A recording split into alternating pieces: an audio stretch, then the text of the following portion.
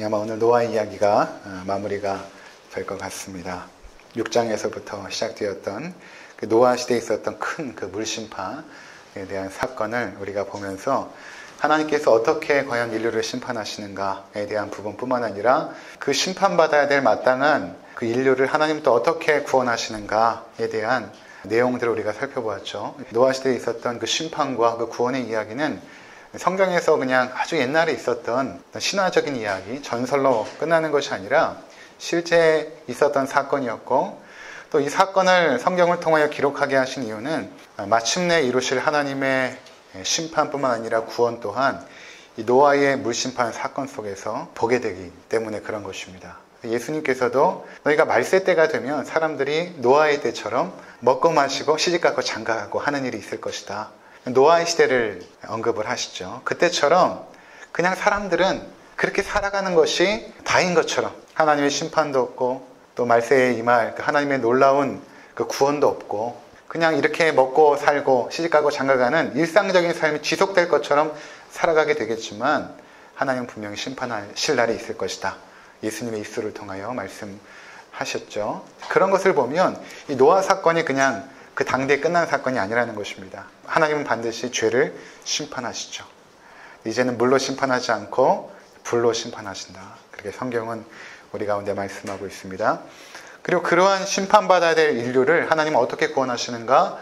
바로 방주를 통하여 구원하고 그 방주는 바로 예수 그리스도를 예표한다 라고 말씀을 드렸죠. 방주 이렇게 말하지만 성경 원문에는 그냥 테이바라는 원어의 단어를 사용하여서 상자, 하나님이 준비한 상자, 그것은 결국에는 지성소를 통하여 표현이 되어지고 마치면 그 지성소가 예수 그리스도를 통하여 성취되는 그 구원의 일들을 통하여 하나님의 구원이 어떻게 일어날 것인가에 대한 부분을 말씀을 하십니다.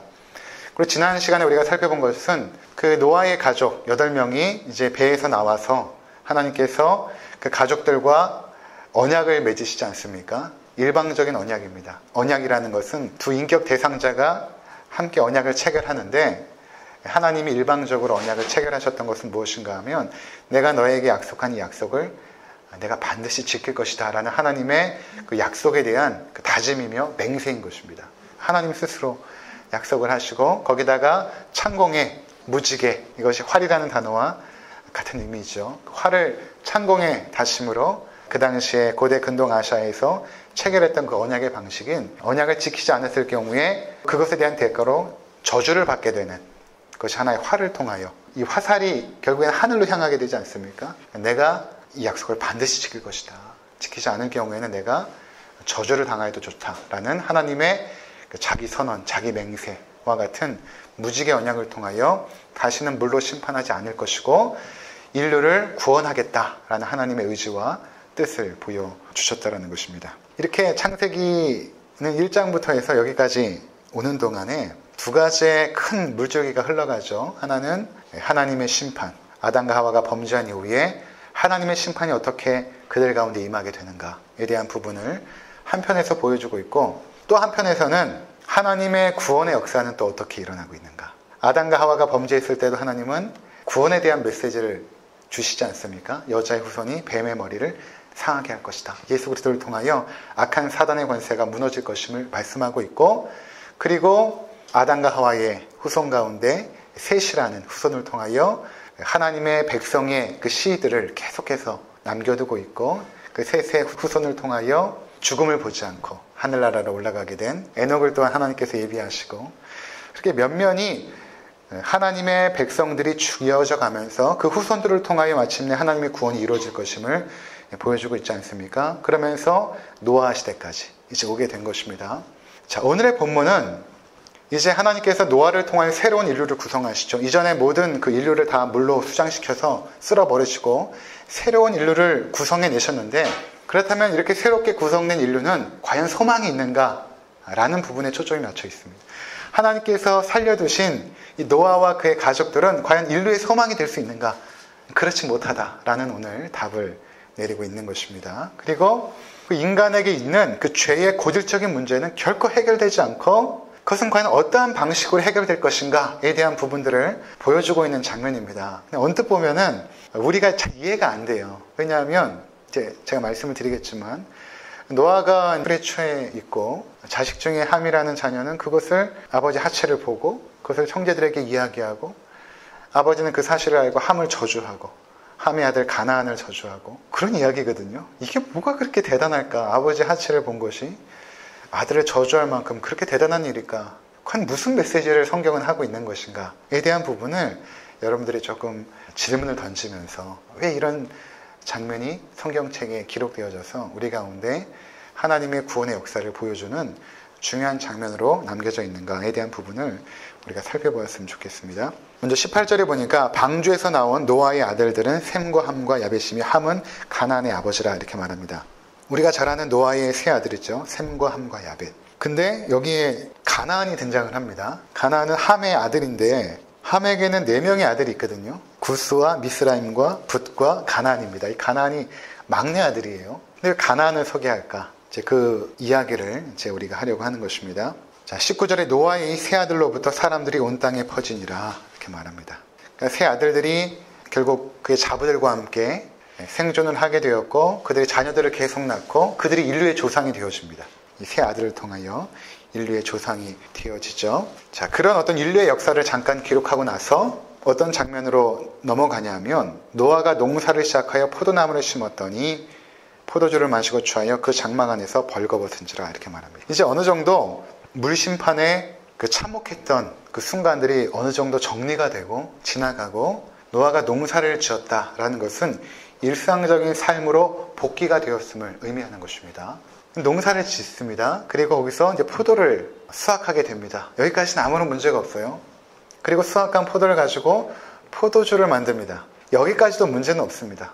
성경에서는 이 포도주라는 음료 자체가 하나님의 축복과 기쁨의 상징으로 표현되어지거든요. 그러니까 포도주와 함께 하나님의 백성들이 기쁨의 잔치를 여는 그런 어떤 그림들이 천국의 모형으로 많이 제시가 되어집니다. 그래서 요한복음 그 2장에 보면 가나에서 일어난 혼인잔치에서 포도주가 모자르지 않습니까? 포도주가 모자라게 된 것, 다 떨어지게 됐다는 것은 어떤 의미가 있냐면 기쁨과 축제가 이제는 끝났다. 우리 인생의 기쁨과 우리 인생의 잔치. 예전에 어떤 시인이 설은 잔치는 끝났다 이런 시를 남긴 적이 있었는데 그 잔치가 끝나버린 것입니다. 인생의 잔치가 끝났다. 포도주가 떨어졌다라는 것은 그런 의미거든요. 그러니까 너희 인생들은 잔치가 끝났다. 너희 인생은 더 이상 잔치가 아니다. 기쁨이 없다. 라는 것을 그 가나의 혼인잔치가 보여주는 것입니다. 포도주가 떨어진 그 사건.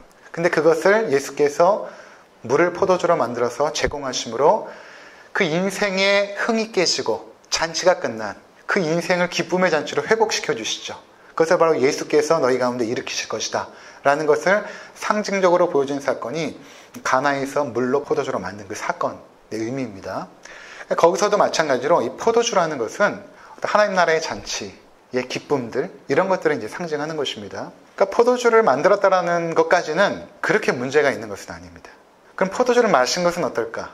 거기까지도 괜찮습니다. 그런데 무엇이 문제였냐면 취한 것입니다. 술은 저도 이제 뉴질랜드에서 사역할 때 크리스마스 12월이 되면 계속 한 달 내내 이제 파티입니다. 뭐 어느 집에 파티, 뭐 계속 파티인데 이제 목사님 집에서 이제 파티를 한 거예요. 그래서 교회에서 우리로 따지면 중직자들이죠. 교회 사역자들을 불러서 이제 목사님 대접하시는 그런 거기 파티에 초대되어서 갔는데 들어가자마자 이제 가든이 있고 가든 안에 이렇게 큰 테이블이 하나 있는데 오시는 분들이 거기다가 자기가 가지고 오는 와인, 뭐 맥주 이런 어떤 술을 갖다 이렇게 놓는 것입니다. 그리고 오신 분들이 자연스럽게 그냥 와인도 따라 마시고 맥주도 따라 마시고. 근데 보니까 딱 와인잔에다가 한 반 정도 채워놓고 계속 들고 다니면서 이야기하는 것입니다. 얼굴이 빨개지거나 취한 사람이 없이 그냥 딱 반잔 정도 채워놓고 다니면서 이야기하고 교제하고.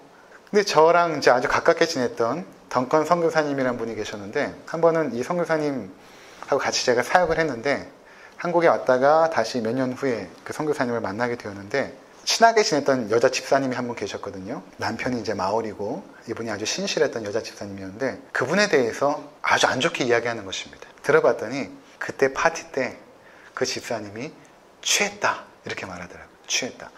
서양 교회 내에서도 술을 먹는 문제는 각자 틀리지만 어느 정도 개방이 되어져 있습니다. 근데 그 문화에서 술을 먹는 것까지는 용인이 되어지지만 취했다라는 것은 성도들 사이에서 경계해야 될 사람으로 딱 선을 긋더라고요. 저 사람 그때 파티에 와서 취한 사람, 취했었다. 피터 너도 저 사람 조심해야 된다. 이렇게 이야기를 하더라고요. 우리나라의 서양 선교사들이 이렇게 왔을 때에 술을 금지시킵니다. 외국의 목회자들은 모여서 간단하게 와인도 마시고 하거든요. 근데 왜 선교사들이 한국에 와서 술을 금지시켰을까? 이유가 있습니다. 한국 사회는 술을 먹으면 취할 때까지 마십니다. 그냥 어떤 기분이 어느 정도 좋고 마음이 좀 가라앉고 이렇게 어떤 술을 사용하는 것이 아니라 한국 사람들이 술을 먹는 방식은 그냥 먹고 붓고 해가지고 취해서 인사불성이 될 때까지, 이게 하나의 문화였습니다. 예전에 이제 100년 전에 선교사들이 왔을 때 보니까 그렇게 취해서 노는 거예요, 한국 사람들이. 그러니까 그들이 결정한 것이 한국 성도들에게는 술을 금지시켜야겠다라고 해서 술 금지. 그래서 우리 기독교 문화에서는 술을 먹는 것이 기독교인답지 않은 것으로 지금까지 내려오고 있죠. 근데 이제 회식 문화도 많이 바뀌었더라고요. 옛날에는 독주 이렇게 타가지고 폭탄주 해가지고 막 마시고 막 그러지 않았습니까? 근데 저희 교회 집사님들하고 이렇게 물어보면 회식 문화도 이제 그렇게 안 한답니다. 막 독주도 안 마시고 폭탄주 이렇게 안 마시고 각자가 어느 정도 또 안 마시는 사람은 존중해주고, 지금은 조금씩 이런 어떤 문화들로 바뀌어져 나갔지만 이전에는 막 그렇지 않았습니다. 인사불성이 될 때까지. 그러니까 성경은 술을 취하는 것에 대해서 죄로 여깁니다. 술 취하지 말라. 이는 방탕한 것이니 오직 성령으로 충만함을 입으라. 이 술 취함과 성령 충만함이 비슷하기 때문에 그 말씀을 하시는 것이거든요. 술 취한 것과 성령 충만한 것이 무엇이 비슷할까? 이 술에 취하게 되면 자기가 자기 이성과 감정을 통제하는 것이 아니라 술 기운이 이성과 감정을 통제하여서 음탕하게 만들고 죄를 범하게 만듭니다. 성령에 취하는 것도 마찬가지죠. 성령께서 우리 이성과 감정을 주관하셔서 하나님의 영광을 위하여 살도록 우리를 이끄십니다. 그러니까 술 취한다라는 것은 결국에는 내 안에 있는 죄성이 드러날 수 있는 가능성의 길을 확 열어놓는 길인 것입니다. 취하는 것이. 그러니까 지금 이 아브라함에게 표현된 이 술에 취하였다라는 것은 단순히 이제 술을 먹고 인사불성에 대해서 뻗었다 이 정도가 아니라 그가 자기의 자제력을 다 잃어버리고 하나님 앞에서 아주 부끄러운 모습으로 옷을 다 벗고, 그 옷을 다 벗기 전에는 그의 추태가 어떻겠는지는 우리는 각자 상상해 볼 수 있겠죠. 어떠한 추태를 보였을까? 그렇게 추태를 보이다가 옷을 다 벗고 이제 들어 누운 것입니다. 벌러덩 누워버린 것입니다. 이 사실을 이제 자녀들이 알게 된 것이죠. 그래서 먼저 보니까 22절에 가나안의 아버지 함이, 함을 가나안의 아버지라고 이제 표현을 하죠. 가나안이 오늘 본문에 등장하기 때문입니다. 가나안의 아버지 함이 그의 아버지 하체를 보고 밖으로 나가서 그의 두 형제에게 알림해, 이제 그 노아의 세 아들 중에 함이라는 아들이 방에 들어가서 아버지의 하체를 본 것입니다. 보고 나서 그것을 형제들에게 떠벌리기 시작합니다. 우리 아버지가 술을 먹고 취해가지고 인사불성이 돼서 추태를 부리다가 저렇게 누워서 옷을 다 벗고 저렇게 자고 있다. 언뜻 생각하면 이게 무슨 그렇게 큰 죄일까 생각이 되어집니다. 여러 가지 해석들이 있어요. 왜냐하면 이것을 함이 형제들에게 떠벌렸다는 이유로 함의 아들 가나안이 저주를 받거든요. 이 가나안이 저주를 받았다라는 것이 왜 여기에서 중요한 대목으로 소개가 되어지냐면, 지금 이 모세오경은 창세기, 출애굽기, 레위기, 민수기, 신명기까지는 모세가 쓴 글입니다. 모세가 출애굽한 이스라엘을 데리고 이제 가나안 땅으로 들어가기 전에 이 말씀들이 그들에게 들려진 것입니다. 그러니까 자기들이 들어갈 그 가나안 땅의 역사가 이 창세기 이 9장에 살짝 소개가 되어지는 거예요. 복선으로 깔려진 것입니다. 복선으로 깔려지면서 왜 우리가 저 가나안 땅을 진멸하고 하나님 나라를 이루어야 되는가, 저 땅에 들어가서. 그것에 대한 이야기가 이미 창세기 9장에서 이스라엘 백성들에게, 출애굽한 이스라엘 백성들에게 모세의 글을 통하여 복선으로 깔리면서 소개가 되어지고 있는 것이죠. 그래서 이 가나안이 이제 함의 아들인데 크게 저주를 받거든요. 종의 종이 될 것이다. 이렇게. 종도 하찮은 것인데 종의 종이 된다는 것이니까 아주 그냥 저주를 받은 것이죠. 그 함이라는 가나안의 아버지인 함이 노아의 하체를 보고 떠벌린 것이 그렇게 큰 죄인가? 여러 가지 그 학자들의 의견들이 있는데, 이 의견은 이제 송태근 목사님이라고 3일교회 담임하시는 송태근 목사님, 강의 설교를 아주 탁월하게 하시는 분이세요. 이분도 이 의견을 지지하고 있고, 또 고신대의 그 교수님이신 이성호 교수님이라는 분이 계세요. 그분도 학자적으로 굉장히 탁월하신 분인데 이분도 이렇게 해석을 하시는데 저는 생각이 다릅니다. 어떻게 해석하냐면 이렇게 해석을 하는 것입니다. 레위기에 보면 아버지 하체를 보았다는 것과 어미의 하체를 보았다는 것은 동격으로 쓰여집니다. 그러니까 아비 하체를 본 것은 곧 어미의 하체를 본 것이고, 어미 하체를 본 것은 아비 하체를 본 것인데, 여기서 보다라는 의미는 뭐냐면 성적인 관계를 가졌다라는 의미가 있는 것입니다. 보다라는 의미가. 그러니까 이 본문에서 함이 아버지 하체를 보았다라는 것은 곧 어미 하체를 본 것과 똑같은 것이고, 노아의 어머니와 함이 근친상간을 했다. 이렇게 이제 해석을 한 것입니다. 송태근 목사님하고 고신대 교수님께서 해석을 합니다. 그래서 이것은 근친상간을 통하여 태어난 아들이 누구인가? 가나안이기 때문에 그 가나안이 저주를 받은 것이다. 이렇게 이제 해석을 합니다. 이게 이제 굉장히 보수적인 교단의 두 목사님이 해석을, 고신은 얼마나 보수적입니까? 또 송태근 목사님도 굉장히 보수적이시죠. 근데 문제는 뭐냐면 이것이 해석이 조금 무리가 있다라고 제가 생각이 되어지는 게, 그러면 이 셈과 야벳이 두 형제가 나중에 들어가서 아비하체를 가려주거든요. 그럼 이것을 해석이 안 되는 것입니다. 그러면은 아비하체를 가려줬다라는 것은 실제로 이 어깨에다가 천이나 아버지가 입었던 그 옷을 들고 가서 이렇게 이렇게 가려줬다라는 뜻인데, 그것과 연결이 안 되는 거예요. 그렇게 해석할 수도 있겠으나, 근친상간으로 해석할 수도 있겠으나 좀 무리가 있다. 오히려 자연스러운 해석은 노아가 이 일상적인 삶으로 돌아가자마자 하나님의 큰 은혜와 축복을 다 잊어버리고 오히려 술을 먹고 취하여 자신의 수치를 다 드러내는 그러한 죄를 범한 것입니다. 당대 의인이라고 하나님께서 칭찬했던 그 노아가, 그랬을 때에 성경은 이 노아의 이러한 추태에 대해서 잘했다 또는 잘못했다라는 그 언급을 하지 않습니다. 왜냐하면 그 상태 자체가 이미 죄인의 상태였고, 하나님은 인간에게 더 이상 소망을 갖지 않으시거든요. 의인이라고 칭했던 그 노아가 비록 그러한 모습을 보였을지라도 노아의 그런 죄에 대해서 아주 가혹하게 하나님은 노아를 징계하거나 나무라지 않습니다. 그냥 그랬다라고 끝내버립니다. 근데 문제는 어디에 있었냐면 그 자녀들입니다. 그 아버지의 그런 추태를 봤을 때 자녀들이 과연 어떻게 반응할 것인가가 성경이 말하고자 하는 것입니다. 옷을 벗었다라는 것은 창세기 3장에서 아담과 하와가 범죄한 이후에 옷을 벗은 상태의 수치를 깨닫게 되죠. 수치심이 그때 들어오게 된 것입니다. 이전에 죄가 없을 때는 수치심을 알지도 못하죠. 서로가 다 오픈하여도 다 소통할 수 있는 아름다운 관계였지만, 죄를 범하고 나서는 서로가 서로를 감춰야 되는 존재가 되어진 것입니다. 옷을 통하여 우리의 수치심을 가렸지만 실제로는 우리 마음 안에 있는 죄의 본성을 가리고 싶었던 것이죠. 그것이 결국에는 옷을 지어서 입는 것으로 우리의 수치심을 가린 것입니다. 자, 그런데 지금 노아가 벌거벗은 상태로 자신의 수치심을 다 드러내는 존재가 되었다는 것은 그 아담에게 있었던 그 죄의 본성이 노아에게도 그대로 있다는 것입니다. 홍수를 통하여 물로 심판하여서 노아와 그의 가족을 통하여 새로운 인류를 구성하기 원했지만 노아 자체도 아담의 죄성에서 벗어나지 못하였다라는 것입니다. 결국 무엇입니까? 사람에게는 소망이 없다는 것입니다. 그 어떤 사람이라 할지라도, 노아라 할지라도 인간에게는 소망이 없다를 보여준 것입니다. 그러면 그 소망 없는 인간을 대하는 그 아들의 자세는 어떠했을까? 한 아들은 그 수치심을 폭로합니다.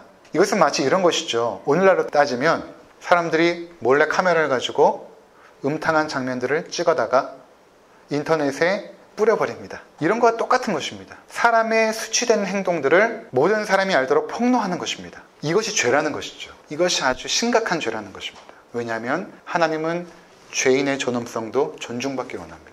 아무리 죄인이라 할지라도 그들 안에 있는 그 하나님의 형상 때문에 그들의 존엄성이 해치기를 결코 원치 않으십니다. 특별히 노아 같은 경우에는 물론 본성적인 죄악을 가지고 있었지만 하나님의 뜻대로 살려고 했던 사람입니다. 그런 사람에게 일어났던 과실이나 실수나 잘못들은, 허물들은 형제로서, 자녀로서 또는 부모로서 덮어줘야 되는 것입니다. 이것이 하나님의 백성들의 바른 자세입니다.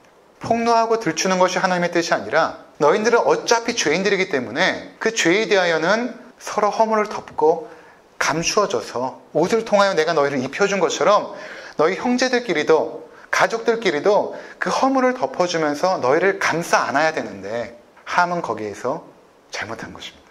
그것을 폭로해내고 들춰내고 아버지의 그 수치심을 형제들에게 떠벌린 것이죠. 이것이 그가 저지른 범죄였던 것입니다. 자, 그래서 성경을 잘 보시면 하나님께서 우리의 모든 수치를 덮는 역사입니다. 앞으로 진행되는 모든 역사들을 보면 우리의 허물과 수치를 계속해서 덮으시는 역사거든요. 덮어나가십니다. 그것이 여러분, 우리가 예수 그리스도를 믿고 의인이 되었지만 여러분 안에 있는 그 죄의 본성들과 이전에 지었던 죄가 사라지진 않죠. 우리가 지었던 죄가 사라지지 않습니다. 그때가 남아 있습니다. 근데 어떻게 우리가 이렇게 살아갑니까? 그 잘못했던 죄의 역사들을 지닌 채 어떻게 우리가 살아가고 있습니까? 하나님 앞에서.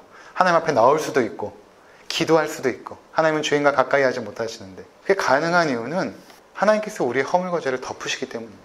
예수 그리스도의 보배로운 피로 우리의 모든 허물과 죄를 이렇게 덮어버리십니다. 그래서 하나님께서 우리를 바라보실 때 죄를 보지 아니하시고 예수 그리스도의 보배로운 피를 통하여 우리를 그의 자녀로 받으시는 것이죠. 그리스도를 통하여서만이 하나님께 나아갈 수 있습니다. 그의 피로 우리의 허물이 덮여지지 않고서는 하나님 앞에 자녀로서는 떳떳하게 나갈 수가 없는 것이거든요. 그러니까 주기도문 우리가 함께 주일날 이제 배우게 될 텐데 하늘에 계신 우리 아버지라고 부르며 담대하게 나갈 수 있는 중요한 이유가 예수님께서 말씀하셨던 너희가 내 이름으로 기도해라. 예수의 이름을 힘입어서 하나님의 존전 앞으로 나아갈 수 있는 것이죠. 우리 죄와 허물은 그대로 있잖아요. 노아처럼 덮으라는 것입니다. 그래서 나머지 두 아들은 셈과 야벳은 아버지 하체를 보지 않기 위해서 아버지의 그 존엄성을 지켜주는 거죠. 비록 실수를 하고 잘못을 범한 아버지일지라도 하체를 보지 않게 하여 뒷걸음쳐서 들어가서 그 하체를 이렇게 덮어줍니다. 이것이 그리스도인의 가정의 아름다운 모습이고 성도들 간의 아름다운 모습입니다. 그러니까 이것은 여러분 잘 이해해야 될 게 그럼 모든 죄를 그냥 다 덮어버리면 되는 것인가? 그것은 아닙니다. 고의적으로 일부러 짓는 범죄가 아니라 성도들 간에 때로는 또는 가족들 간에 실수할 수도 있잖아요. 성경에도 나중에 하나님께서 율법을 주실 때 살인죄가 있는데 이 살인죄 중에 고의적으로 지은 살인죄가 있고 또 하나는 실수로 지은 살인죄가 있어요. 예를 들어서 막 농사를 하다가 갑자기 곡괭이가 날아가서 앞에 있는 사람의 머리에 맞아서 그 사람이 죽었다든가 이런 예들이 있거든요. 똑같은 살인인데 결과는 하나는 고의적으로 살해할 목적을 가지고 살인한 경우와 또 하나는 실수로 지은 범죄를 하나님은 다르게 취급하십니다. 어떻게 취급하시냐면 실수로 지은 범죄자들, 살인자들에 대해서는 도피성을 만들어서 거기에서 피할 수 있도록 배려를 하십니다. 하지만 고의적으로 살인한 죄는 사형으로 갚으시죠. 아주 단호하게 갚으십니다. 그러니까 우리가 공동체 안에서 또는 가정 안에서 누가 그렇게 고의적으로 막 죄를 범하겠습니까? 때로 우리가 실수하기도 하고 말 실수도 있고 또 행동에 실수가 있을 수도 있고 또 내가 잘못 판단해서 잘못된 일을 할 수도 있지 않겠습니까? 그때 그것을 인정하고 용서를 구하고 그리고 용서를 구하는 그들을 향하여 그들의 허물과 죄를 덮어주는 것이 성도들 가운데 마땅한 것이다. 왜냐하면 예수께서 우리의 허물과 죄를 덮어줬기 때문에 그런 것이다. 그러니까 우리가 주기도문에서도 이렇게 기도하지 않습니까? 우리가 우리의 죄를 사해 준 것처럼 나의 죄를 용서해 주시옵소서. 이게 무엇입니까? 하나님께서 우리의 죄를 용서하신 것처럼 우리도 형제의 죄를 용서하게 하옵소서. 용서의 근거가 예수께서 나의 허물을 덮어주신 것이 근거가 되는 것이죠. 얼마만큼 더럽고 추악하고 못난 이 나를 주님께서 무조건적으로 다 감싸주신 것처럼 우리도 우리 형제 죄의 허물을 용서하고 덮어주고 하는 것이 마땅하다라는 것을 성경은 보여주고 있는 것입니다. 이 이후에 역사가 이제 진행이 됩니다. 노아의 세 아들의 역사가 진행이 되면서 결국에는 함의 자녀 가나안, 이제 함에게는 네 자녀가 있다고 말씀드렸죠. 구스와 미스라임과 북과 가나안입니다. 근데 어떤 사람들은 좀 이런 해석을 해요. 잘못된 해석인데 가나안은 흑인의 조상, 이어서 결국에는 백인들이 흑인들을 노예로 삼는 것은 결국에는 죄에 대한 심판 아닌가? 이것을 근거로 하는 구절로 이것을 사용하기도 합니다. 근데 잘못된 거예요. 가나안은 그 흑인이 아닙니다. 구스와 미스라임과 붓은 흑인이 맞는데 가나안은 그렇지 않습니다. 오히려 가나안은 중동 지역에 있는 그런 어떤 사람들이거든요. 그러니까 그것의 근거가 되는 구절은 아닙니다. 잘못된 해석인 것입니다. 결국 이스라엘 백성들, 출애굽한 이스라엘 백성들에게 모세가 이 말씀을 주면서 우리가 진멸해야 될 그 땅은 결국 그 가나안, 그 허물을 덮어주지 못하고 결국은 그 죄의 본성대로 살았다. 그들의 후손들이 이 땅에 있는데 그들은 결국에는 그 죄의 본성들을 이겨내지 못하고 계속해서 범죄함으로 말미암아 가나안 땅을 온갖 우상 숭배의 터전으로, 가나안 땅이 그 당시 얼마만큼 우상 숭배가 강했냐면 자녀들을 그 몰렉이라는 신에게 바칩니다. 인신 제사가 있었죠. 지금도 그 가나안 땅에 가면 이 팔레스타인 지역이죠. 가면 신전 밑에 아기들의 그 두개골이 뭐 수백 개씩, 수천 개씩 발굴이 되어지거든요. 여러분들 인터넷을 보시면 그런 뉴스들이 있습니다. 수년 전에 그 땅에서 아이들의 두개골이 막 수백 개가 나온 그런 어떤 사건도 있었고, 계속 발굴하다 보면 나오거든요. 그러니까 이런 것이죠. 이렇게 일상적인 생활을 하다가 예를 들어서 호주처럼 갑자기 큰 산불 때문에 자연재앙이 일어났다, 이렇게 되어지면 그들이 어떻게 생각하냐면 신이 노했다. 신께 바칠 재물을 찾다가 뭐를 가장 좋아하실까, 신이? 결국 사람이지. 그것도 순수하고 깨끗한 아이들. 그래서 그 신전이 이렇게 불가마처럼 태워지는, 그리고 신상이 있는데 그 신상이 이렇게 철로, 동으로 된, 거기다 이제 불을 떼는 것입니다. 그럼 아이를 올려놓으면 금방 아이가 타서 죽겠죠. 거기다 올려놓는 것입니다. 그게 이제 그 당시에 있었던 우상숭배의 하나의 모습이었어요. 가나안 땅이 그렇게 타락되어집니다. 인간의 존엄성을 파괴하여 자기의 유익을 위하여 아이들을 번제로 드리는, 뿐만 아니라 근신상간과 윤간, 집단강간, 이런 것들이 아주 횡행했던 그 시대가 가나안의 그 족속들이었던 것입니다. 그러니까 하나님께서 이 땅을 진멸하시죠. 잠깐 한 구절만 보고 돌아오면 창세기 15장 잠깐 보겠습니다. 창세기 15장 13절. 여호와께서 아브라함에게 이르시되 너는 반드시 알라. 내 자손이 이방에서 객이 되어 그들을 섬기겠고 그들은 400년 동안 내 자손을 괴롭히리니 그들이 섬기는 나라를 내가 징벌할지며 그 후에 네 자손이 큰 재물을 이끌고 나오리라. 너는 장수하다가 평안히 조상에게로 돌아가 장사될 것이요 내 자손은 4대 만에 이 땅으로 돌아오리니 이는 아모리 족속의 죄악이 아직 가득 차지 아니함이니라 하시더니 해가 져서 어두울 때 연기나는 화로가 보이며 타는 횃불이 쪼갠 고기 사이로 지나더라. 그날에 여호와께서 아브람과 더불어 언약을 세워 이르시되 내가 이 땅을 애곡 강가에서부터 큰 강 유브라데까지 내 자손에게 주노니 곧 겐 족속과 그니트 족속과 감몬 족속과 헷 족속과 브리스 족속과 르바 족속과 아모리 족속과 가나안 족속과 기르가르 족속과 여부스 족속의 땅이니라 하셨더라. 이게 무슨 말인가 하면 하나님께서 이 믿음이 연약한 아브라함에게 다시금 그 언약을 새롭게 하시면서 그에게 주시는 말씀인데, 이 아브라함의 자손이 이방에서 객이 되겠다. 이방이라는 것은 애굽이죠. 지금 아브라함은 가나안 땅에 있습니다. 가나안 땅에 있는데 애굽 땅에 들어가서 노예가 되어서 400년 동안 있다가 다시 가나안 땅으로 들어올 것이다. 모세가 출애굽하여서 이스라엘 백성을 데리고 가나안 땅으로 돌아올 것을 미리 예언하시는 장면이에요. 또 아브라함에게 예언하십니다. 왜 애굽에서 400년을 있다가 가나안 땅에 400년 후에 들어오게 하시는가?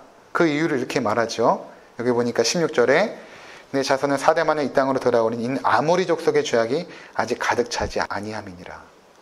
이 아모리 족속은 가나안의 대표적인 족속입니다. 그래서 맨 마지막에 보면 거기 이제 가나안 땅에 있는 족속들, 대표적인 족속들의 이름이 쭉 나오면서 거기 가나안 족속이 들어가죠. 여기 있는 족속들이 다 가나안 족속이라고 보시면 됩니다. 그러니까 하나님께서 가나안 땅에 죄악이 가득 찰 때까지를 기다립니다. 이 임계점이 다다를 때까지를 참고 인내하시다가 그 죄악이 관영했을 때 하나님의 백성들을 통하여 그 땅을 진멸하죠.